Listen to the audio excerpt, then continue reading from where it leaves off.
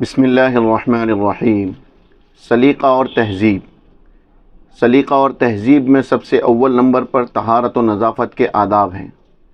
خدا نے ان لوگوں کو اپنا محبوب قرار دیا ہے جو طہارت اور پاکیزگی کا پورا اہتمام کرتے ہیں۔ نبی کریم صلی اللہ علیہ وسلم کا ارشاد ہے، طہارت اور پاکیزگی آدھا ایمان ہے۔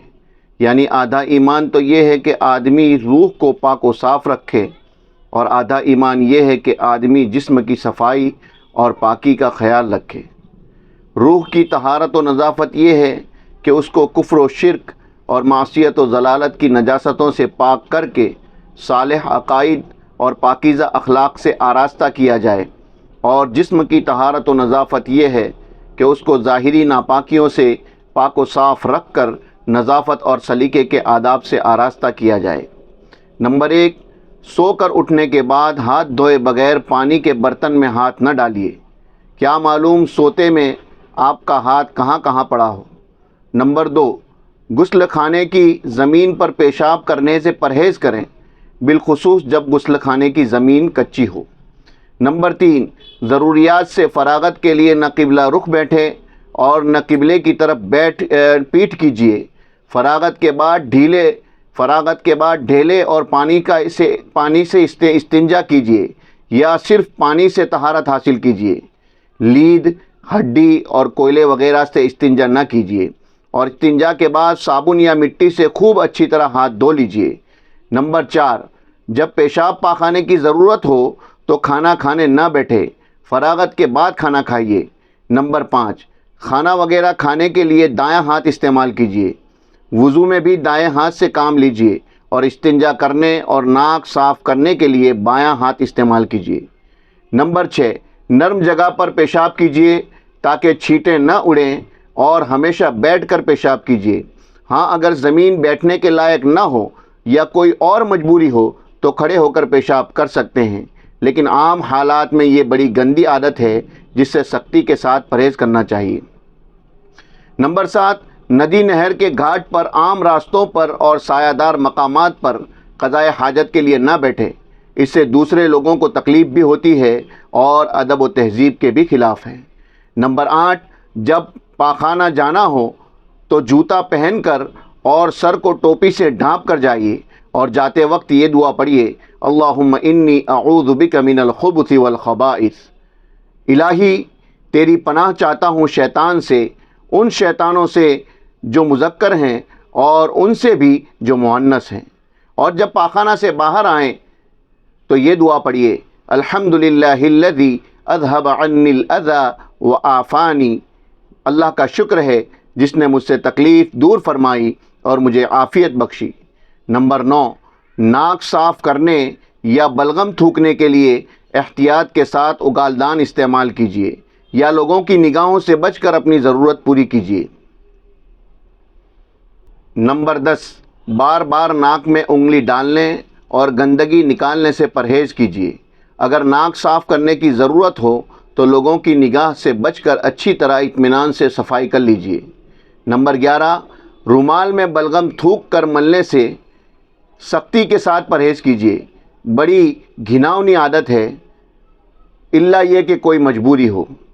نمبر 12، منہ میں پانی بھر کر اس طرح باتیں نہ کیجیے کہ مخاطب پر چھینٹیں اڑے اور اسے تکلیف ہو، اور اسی طرح اگر تمباکو اور پان کثرت سے کھاتے ہوں تو منہ صاف رکھنے کا بھی انتہائی اہتمام کیجیے، اور اس کا بھی لحاظ رکھیے کہ بات کرتے وقت اپنا منہ مخاطب کے قریب نہ لے جائیں۔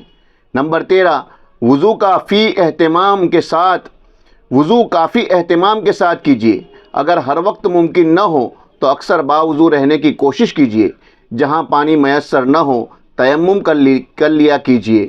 بسم اللہ الرحمن الرحیم پڑھ کر وضو شروع کیجیے، اور وضو کے دوران یہ دعا پڑھیے، اشہد ان لا الہ الا اللہ وحدہ لا شریک لہ واشہد ان محمدا عبدہ ورسولہ اللہم اجعلنی من التوابین واجعلنی من المتطہرین۔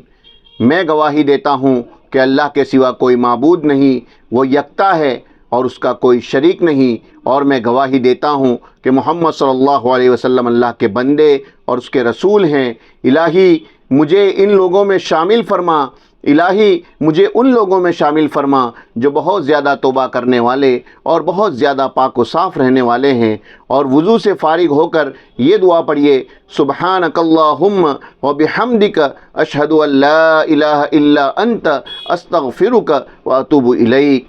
الہی تو پاک و برتر ہے، اپنی حمد و ثنا کے ساتھ میں گواہی دیتا ہوں کہ کوئی معبود نہیں مگر تو ہی ہے، میں تجھ سے مغفرت کا طالب ہوں اور تیری طرف رجوع کرتا ہوں۔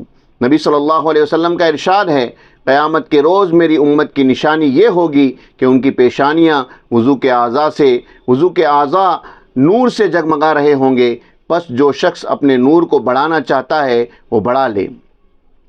نمبر 14، پابندی کے ساتھ مسواک کیجیے۔ نبی صلی اللہ علیہ وسلم کا ارشاد ہے، اگر مجھے امت کی تکالیف کا خیال نہ ہوتا تو میں ہر وضو میں مسواک کرنے کا حکم دیتا۔ ایک مرتبہ آپ صلی اللہ علیہ وسلم کے پاس کچھ لوگ آئے جن کے دانت پیلے ہو رہے تھے۔ آپ صلی اللہ علیہ وسلم نے دیکھ کر تاکید فرمائی کہ مسواک کیا کرو۔ نمبر 15، ہفتے میں ایک بار ضروری غسل کیجیے۔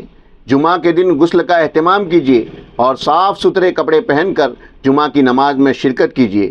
نبی صلی اللہ علیہ وسلم نے فرمایا، امانت کی ادائیگی آدمی کو جنت میں لے جاتی ہے۔